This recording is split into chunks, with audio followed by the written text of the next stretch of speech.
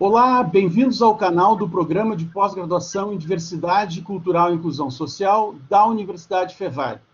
Hoje nós temos aqui um convidado muito especial, o professor Dr. Honor de Almeida Neto, que é um sociólogo bastante experiente, que nós tivemos o prazer de termos aqui na Universidade Fevale, o ano passado, em 2020, onde ele realizou o seu estágio pós-doutoral. Bem-vindo, professor Honor. Olá, boa tarde, Everton. Boa tarde aos alunos que estão assistindo.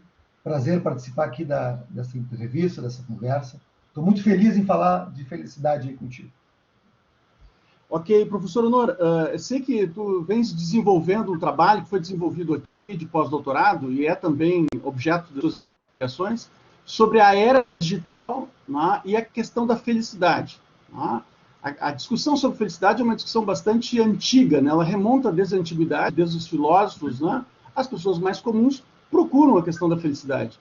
E principalmente numa sociedade que a gente vive hoje, da era digital, da era da informatização, a felicidade está sempre em voga, né? Se é possível ainda, né? Ainda mais em épocas de pandemia, ser feliz.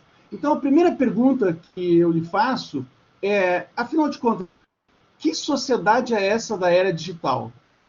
Que sociedade é essa, não é? Do século XXI, desse início do século XXI. Como é que o senhor caracteriza essa sociedade? Ok. Bom, esse é um tema que eu venho me aproximando há algum tempo, já pesquisando o impacto das tecnologias, sobretudo para a construção das novas relações sociais e da sociedade contemporânea. Quando a gente refere o termo era digital, o próprio termo, né, a própria palavra, remete ao dígito, ao digital. Tá? Isso tem a ver com um pressuposto, digamos, paradigmático, aqui, epistemológico, dá para dizer, de que o indivíduo, né, passa a ter acesso ao conhecimento, acesso à comunicação e à sociabilidade a partir do digitar aqui de dedo num celular, num computador, por exemplo. Tá? Bom, então, para entender a era digital, tem que entender o papel que essas novas mediações estabelecem, criam, as possibilidades, as transformações e as rupturas que essas novas mediações instauram. Tá? Quando a gente fala em mídia, mídia é mediação, é meio de relação. Então, nós estamos agora conversando aqui através de uma mídia, né, que tem as suas características. Então, a própria linguagem é uma mídia, a escrita é uma mídia, um meio de comunicação, né? E, claro, vamos pensar depois nas mídias de massa, como TV, televisão, rádio, jornal, e as novas mídias, sobretudo a internet, as mídias, né, que permitem essa interação. Então, essas novas mediações que caracterizam as nossas relações hoje, elas mudam radicalmente com a forma dessas relações. Elas instauram transformações realmente muito grandes, tá? Muito significativas. Por quê? Porque elas mexem com dois aspectos, né, que são muito importantes para entender o tempo, a sociedade, de uma maneira geral, e a própria história, que é o tempo e o espaço. Né? Por quê? Porque a velocidade do nosso tempo hoje é muito grande, essa é uma característica da era digital. Por quê? Um monte de gente tendo autonomia comunicativa para se comunicar, para produzir, para compartilhar conteúdo, né, a todo instante, isso acelera os fenômenos. Tá? Isso gera uma transformação radical no tempo, a ponto de se dizer que hoje o tempo é atemporal, é tempo real, é imediato. Tá? Então, velocidade, uma característica do nosso tempo, impulsionada pelas tecnologias. E a outra questão é o espaço, a outra dimensão. Ou seja, não tem mais distâncias. Né? Nós estamos conversando aqui, tu deve estar agora em São Leopoldo, eu estou em Porto Alegre, o Novo Hamburgo, em Porto Alegre, mas nós poderíamos estar nos lugares mais remotos do mundo. Quer dizer, acabaram as distâncias. Tá? Por isso que a gente fala de globalização, de aldeia global, que remete a uma ideia de um espaço que, embora seja amplo, está todo comprimido de alguma forma no mesmo lugar, que é o ciberespaço. Então, a ideia do fim das distâncias, do mundo plano, a ideia de que, aliás, não tem nada a ver com a Terra é plana. Tá? O mundo plano no sentido de que ele está mais próximo a partir dessa capacidade que as tecnologias geram. Bom, e um outro aspecto fundamental, aí eu vou me remeter aqui ao Castells, tá, que é um dos autores que explica a sociedade em rede, a sociedade digital, é que essa tecnologia estimula, amplia a autonomia, tá, dos cidadãos. Ela instaura, olha que legal, uma cultura de liberdade. tá? Diferente da cultura de controle, que estava muito associada às outras mídias. Tá?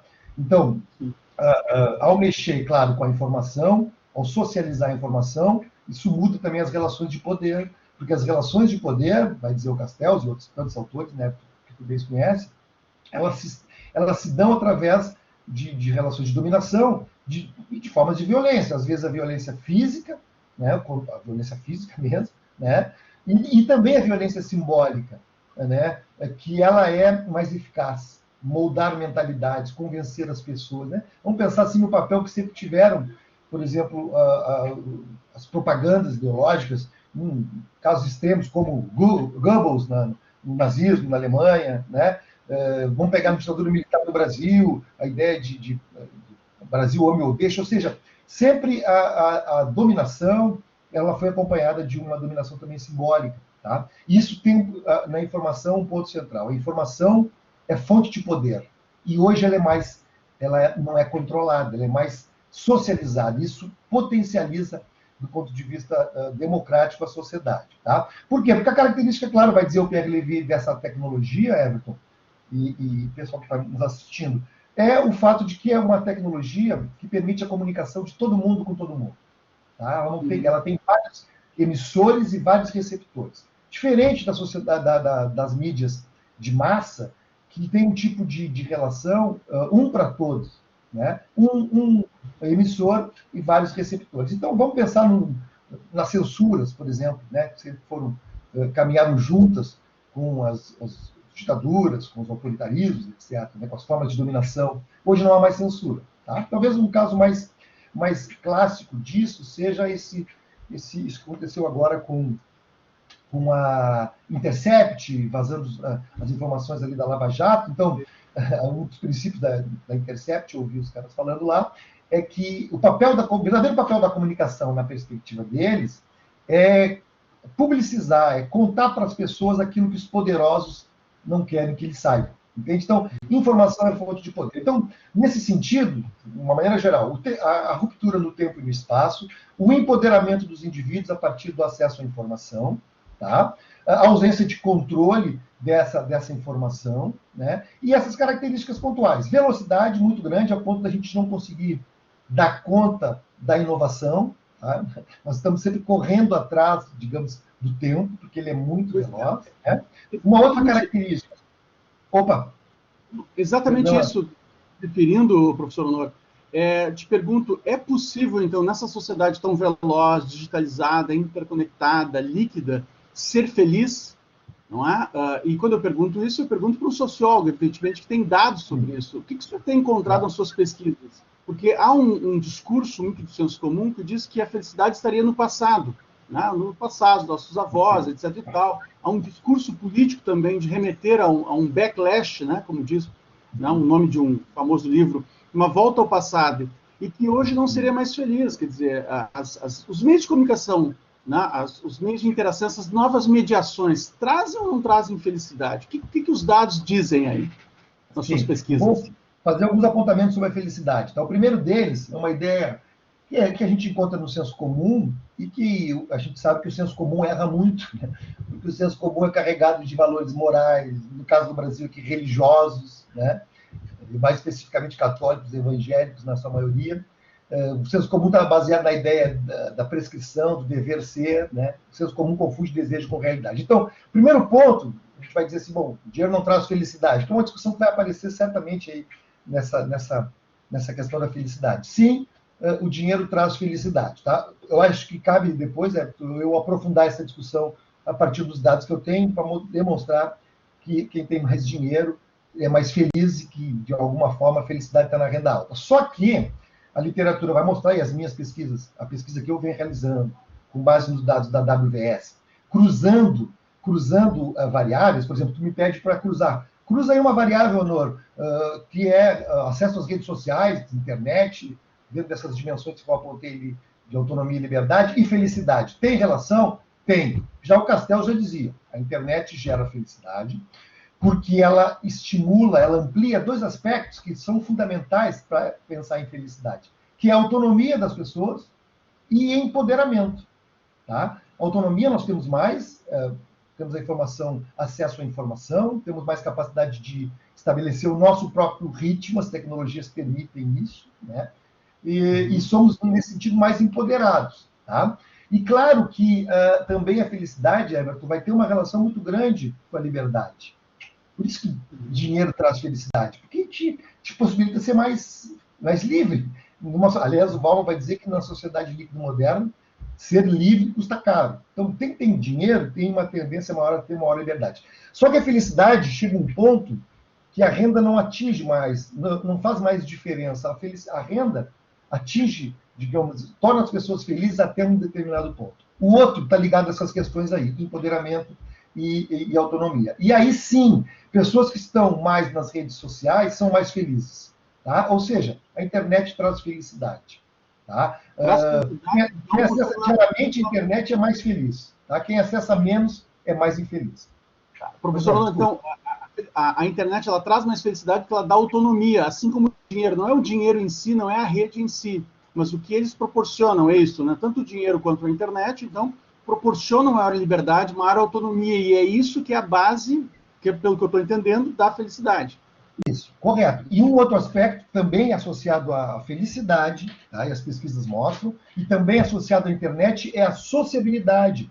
Porque vai chegar um ponto que as pessoas vão ser mais felizes na medida em que vão poder nomear mais amigos.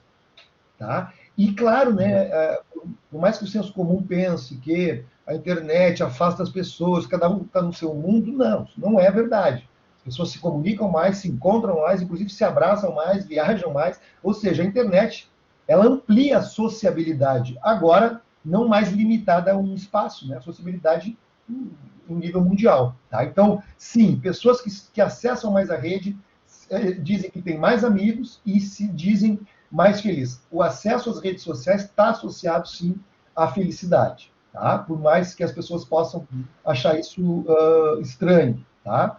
Aumenta com as redes sociais o compartilhamento, aumenta a valorização dos amigos, há uma relação e portanto, sim, a internet, mais estranho que possa parecer, ela gera felicidade.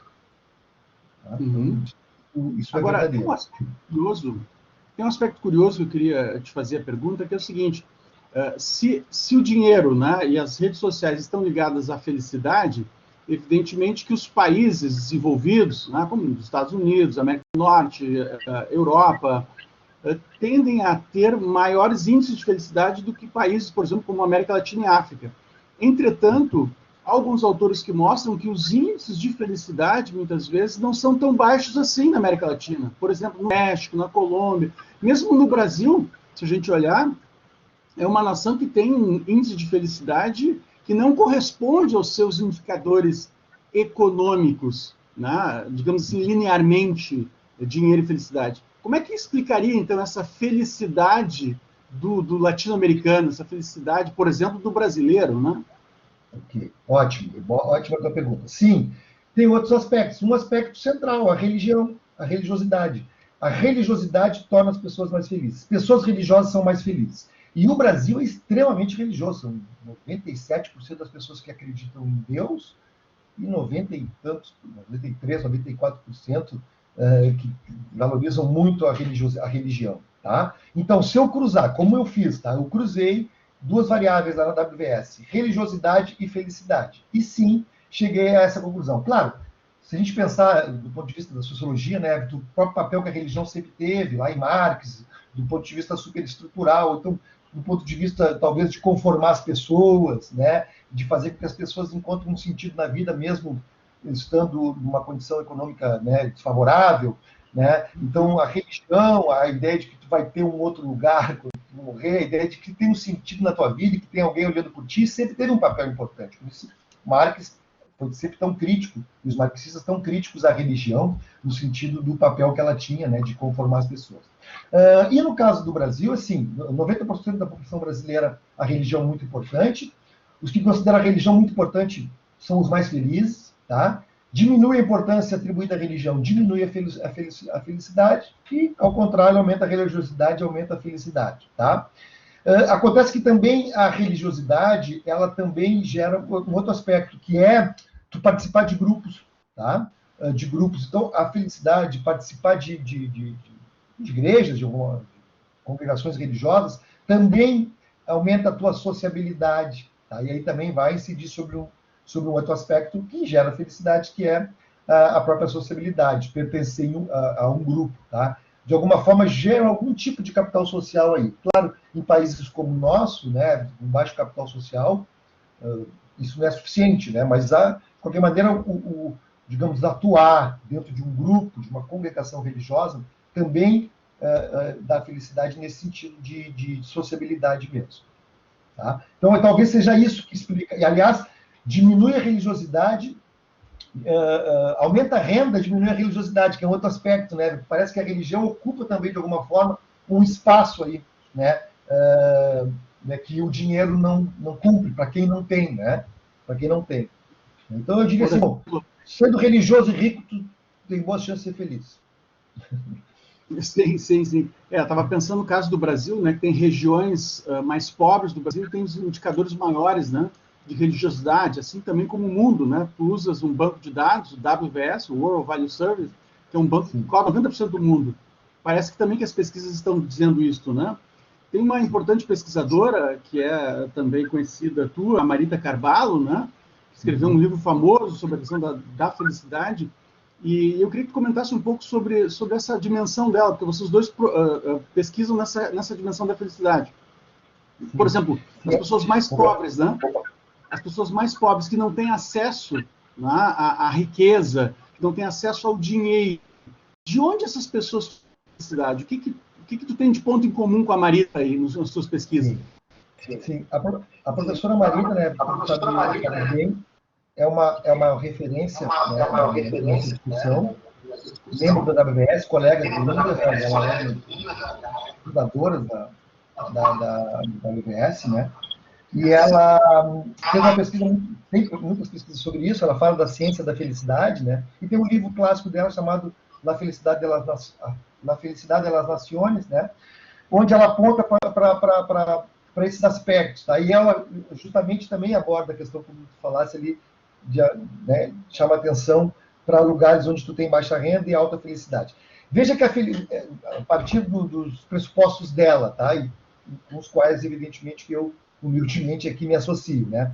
A felicidade é relacional, tá? Então, tu pode encontrar mais felicidade, olha que interessante, em países muito pobres do que em países mais ricos, mas que têm uma maior desigualdade. Eu imagino, vendo isso, que seja, tu te compara com o outro. Então, se todo mundo tem a mesma condição de renda, está todo mundo mais ou menos no mesmo nível de felicidade. Agora, se tem muita desigualdade, que é o caso, por exemplo, brasileiro, né? Típico, né? Tu vai encontrar ali mais infelicidade. Então, a felicidade é relacional, te compara com os outros. A felicidade está ligada à liberdade de escolha, tá, Everton? Por isso que a gente falou também que lá antes, e aí, claro, ela está associada também à literatura do Bauman, do Castells, né? A liberdade, então, a felicidade está associada à liberdade de escolha, né? E ter mais dinheiro, as pessoas têm mais sensação de que são livres, né? Ter sua liberdade mais assegurada, né? Nesse sentido aqui é muito a liberdade que o dinheiro proporciona, tá? E por isso que pessoas mais democráticas, né? Eu cruzei também na minha pesquisa, como outros alunos teus fizeram, né? Colegas meus, cruzei felicidade com democracia. Pessoas mais felizes são mais democráticas. Pessoas menos democráticas são menos felizes. Certamente tem a ver com essa coisa da liberdade de escolha, tá? A felicidade dos pobres, que é o que a Marita aponta como estranhamento, né, para essa questão da felicidade de países pobres, está muito ligada com a relação e com os vínculos familiares, tá? Claro, num cenário de baixo capital social, num cenário de precariedade material, de baixo incentivo do Estado, né, de demandas materiais, para usar um conceito do né, que não são atendidas pelo Estado, a família é o teu espaço de proteção, tá? Então, se a gente pensar assim, políticas públicas que diminuam a desigualdade vão aumentar a felicidade. Ela vai apontar, para finalizar aqui, Everton, duas vias para gerar felicidade. Então, vamos pensar assim como gestores, nós fôssemos gestores públicos, né, Everton? Ou de alguma forma consultores, como a Marita é, e a própria Engler, né?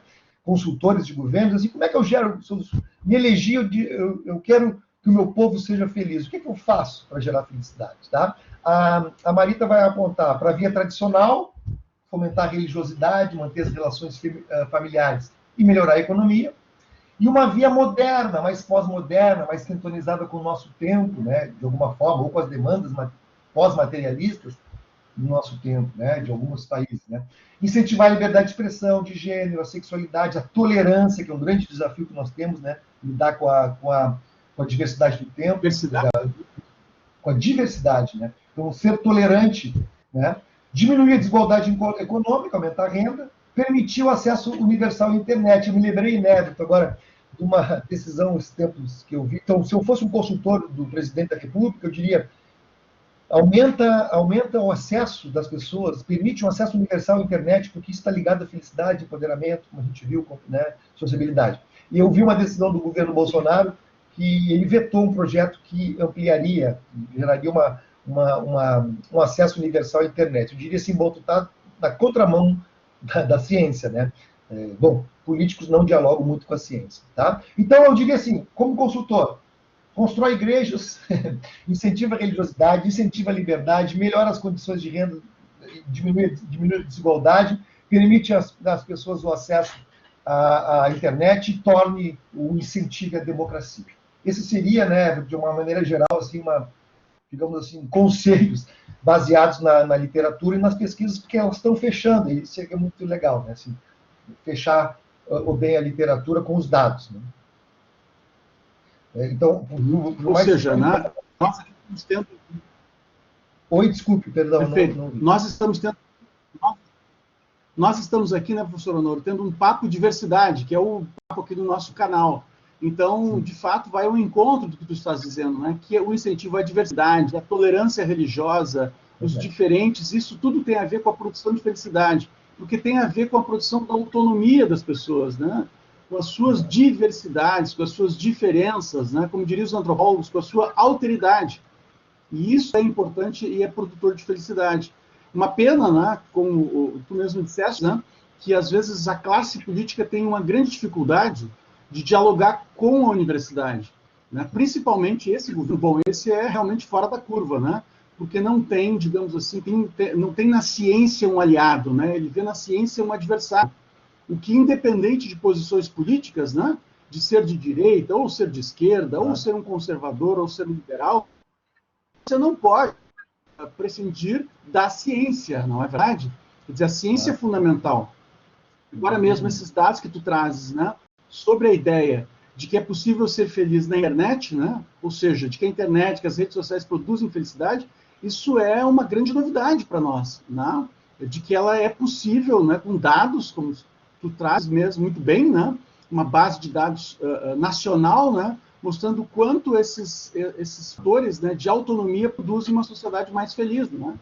Sim. Eu daria para dizer, né, Everton, que o título, né, o nome do programa está muito associado, eu diria assim, um programa para tornar para as pessoas se aproximarem da ideia de felicidade, porque trabalha com essa dimensão, né, tanto a inclusão social, e aí entra a questão da renda, de diminuir, digamos, as demandas materiais que nós temos no Brasil ainda, um país de analfabetos, as pessoas têm muita precariedade material ainda, né? E a inclusão, como tu disseste, né? A diversidade, que é o desafio do nosso tempo, né? Porque agora nós temos a diversidade toda colocada no mesmo lugar, em espaços aí de disputa. Por isso que também ser tolerante, aí entra o papel da democracia, né, Everton, como uma forma de alguma forma, equilibrar essa diversidade, na verdade é isso, né? Essa disputa, né? De uma forma mais até humanizada, né? Dá para dizer, é o grande desafio, né? É um grande desafio. Não tem dúvida nenhuma. Perfeito. Perfeito. Professor Honor, então, eu agradeço muitíssimo a sua participação, né? Um sociólogo, né, que esteve aqui conosco, então, né, o ano passado, fazendo seu estágio pós-doutoral, desenvolveu uma excelente dimensão entre era digital e felicidade. Eu sei que tu estás preparando, né, já um artigo já está pronto, deve ser lançado aí nos próximos meses sobre essa temática. Aqueles que quiserem discutir sobre isso podem seguir também, né, no seu Lattes, né, currículo Lattes, Honor de Almeida Neto, procurar então as suas publicações acadêmicas e científicas. Quem se interessa pelo tema da felicidade e as novas mediações sociais, enfim, felicidade na era digital, eu acho que tem um bom caminho aí para trilhar e seguir o nome do professor Honor nas suas pesquisas, né? Aqueles que...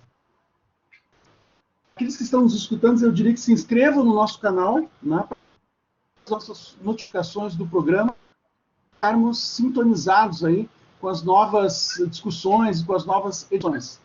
Ok? Muito obrigado, professor Honório, por conceder essa entrevista para nós. Tá bom, Everton. Eu que agradeço. Um prazer enorme participar aí. Um beijão para todos, tá? Muito legal.